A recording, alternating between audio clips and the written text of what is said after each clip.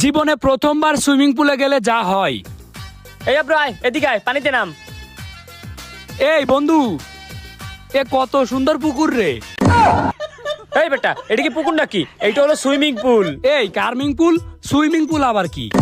আরে পাগল, এটা সুইমিং পুল যেখানে সবাই গোসল করে। ও এইটা তাইলে গোসল করা জায়গা।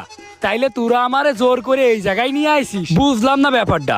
এই জায়গায় গোসল করতে আবার 200 টাকা নিল ওরা। এই বেটা, এটা কি তুই পুকুর পাইছিস নাকি যে বিনা টাকায় গোসল করবি? এটা সুইমিং পুল, এখানে টাকা দিয়ে গোসল করতে হয়।